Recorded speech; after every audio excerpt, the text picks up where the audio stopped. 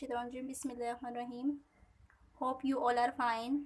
Today our topic is teaching methods. Those methods are related to student center, and two methods were also discussed in the previous video: inductive method and deductive method. Today we discuss three methods: heuristic methods, project methods, and discovery methods. First, we discuss heuristic method. Heuristic, the word heurisko is a Greek word. It means I find, I discover. Heuristic method एक ऐसा method है जिसके अंदर student जो होता है वो find करता है, डिस्कवर करता है. ठीक है. अब ये मेथड प्रपोज करने वाले कौन थे, किसने ये मेथड डिस्कवर किया था, प्रपोज किया था? तो वो H.E. आर्मस्ट्रॉन्ग थे. ये MCQs आ सकते हैं एग्जाम्स के अंदर कि हेरिस्टिक मेथड जो है जिस पे हम आई फाइंड आई डिस्कवर करते हैं, स्टूडेंट खुद से करता है. वो किसने प्रपोज किया? तो वो H.E. आर्मस्ट्रॉन्ग ने किया. इसके अंदर स्टूडेंट जो होता है वो इंडिपेंडेंट होता है, टीचर की तरफ से कोई भी गाइडेंस नहीं दी जाती. ठीक है. अब इस मेथड का एम क्या होता है? इस मेथड का एम ये है कि डेवलप करना है स्टूडेंट के अंदर साइंटिफिक एटीट्यूड, ऐसा एटीट्यूड पैदा करना स्टूडेंट के अंदर, डेवलप करना जो एटीट्यूड उसे लर्न करने में हेल्प दे. अब यहाँ पर थॉर्नडाइक की जो थ्योरी है ट्रायल एंड एरर वो भी यहाँ इम्प्लीमेंट होती है कि स्टूडेंट एक दफ़ा फाइंड आउट करने की कोशिश कर रहा है, डिस्कवर करने की जरूरत कर रहा है, 2 दफ़ा 3 दफ़ों से नहीं हो रहा, वो बार बार उस प्रोसेस को रिपीट करता रहेगा. अब डेवलपमेंट किस चीज़ की होगी हेरिस्टिक मेथड के अंदर? तो हेरिस्टिक मेथड के अंदर जो डेवलपमेंट होती है वो सेल्फ लर्निंग की डेवलपमेंट होगी, critical and logical thinking develop होगी, और इसके अंदर स्टूडेंट जो है, जो चाइल्ड है, वो नॉट एक्सेप्ट ब्लाइंड फैक्ट, किसी भी बात को आंख बंद करके एक्सेप्ट नहीं करेगा, क्योंकि वो खुद से डिस्कवर कर रहा है ना, खुद से ऑब्जर्वेशन कर रहा है, खुद से सर्च आउट कर रहा है, तो ये चीज़ के अंदर से ख़त्म हो जाएगी. सेकेंड, इस मेथड के थ्रू स्टूडेंट जो मतलब एक चम्मच से खाने का आदी होता है, स्पून फीड जो होता है, तो इस मेथड के अंदर student not be spoon feed, वो खुद से डिस्कवर करता है, तो ये हैबिट भी उसके अंदर डेवलप नहीं होती. सेकंड जो हमारा मेथड है वो है प्रोजेक्ट मेथड. प्रोजेक्ट मेथड से ही समझ में आ रहा है कि यहाँ पे किसी चीज़ का प्रोजेक्ट बनाया गया है, ये ग्रुप में काम किया गया है. हेरिस्टिक मेथड जो है ये ग्रुप में भी काम किया जा सकता है, इंडिविजुअल भी किया जा सकता है, लेकिन प्रोजेक्ट मेथड ग्रुप में ही किया जाएगा. ये मेथड जो डिस्कवर हुआ 18वीं सेंचुरी के अंदर हुआ, 1980 के अंदर. ठीक है. इस प्रोजेक्ट मेथड को हम मॉडर्न मेथड भी कह सकते हैं. अब यहाँ पर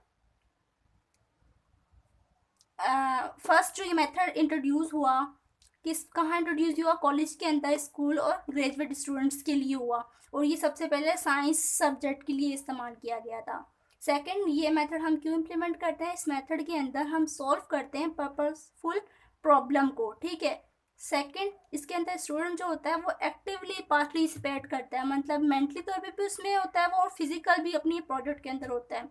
और सेकंड, इसके अंदर ये वाली बात भी है कि स्टूडेंट को ना फोर्स नहीं किया जाता टीचर की तरफ से, वो खुद से आगे बढ़कर पार्टिसिपेट करते हैं. और ये प्रोजेक्ट मेथड जो है वो रियल टाइम सिचुएशन पे बेस्ड करता है. 2 अप्रोचेस इसके अंदर अप्लाई की गई है. एक self direction, second one teacher instruction. मतलब एक तो वो जो टीचर स्टूडेंट खुद से मतलब कर रहा है ना, डायरेक्शन ले रहा है, और सेकंड वो डायरेक्शन इंस्ट्रक्शन जो टीचर की तरफ से दी गई है. और ये बात मैं बता चुकी हूँ कि ये जो मेथड है ये ग्रुप वर्क के अंदर हम मतलब काम करते हैं इसके अंदर. ठीक.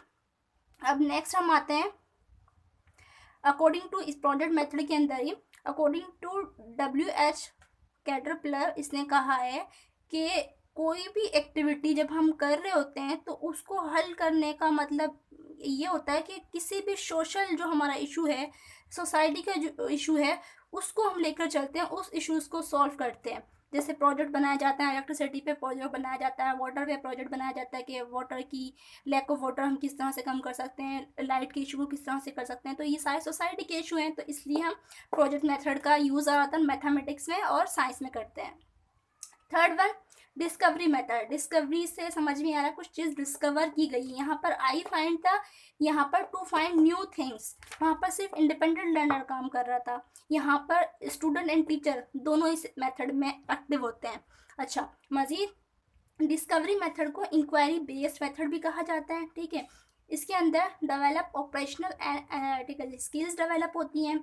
And next problem solving situation. का मतलब क्या है डिस्कवरी मेथड का? Problem solving situation where learner draw on his own experience learner जो क्या करता है, प्रॉब्लम को सॉल्व करता है, वहाँ पर अपना एक्सपीरियंस जो है उसे ड्रॉ करता है। ठीक है, ये मैं बता चुकी हूँ कि बहुत एक्टिव होते हैं टीचर भी एंड स्टूडेंट्स भी। एंड नेक्स्ट, यहाँ कॉग्निटिव एंड इफेक्टिव स्टेज जो है लर्नर की, वो इन्वॉल्व होती है।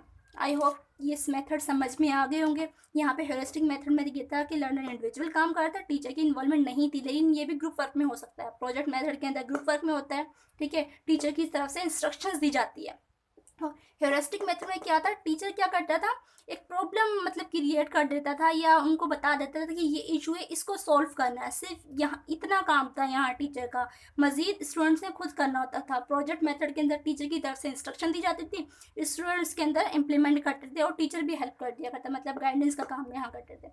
डिस्कवरी मेथड के अंदर क्या था, टीचर एंड स्टूडेंट दोनों इस मेथड में इन्वॉल्व होते थे, इसलिए इसे इंक्वायरी बेस्ड मेथड भी कहा जाता है। इसके अंदर कॉग्निटिव एंड इफेक्टिव स्टेज जो है वो इन्वॉल्व होती है, लर्नर की एनालिटिकल या ऑपरेशनल स्किल्स ज़्यादा डेवलप होती है।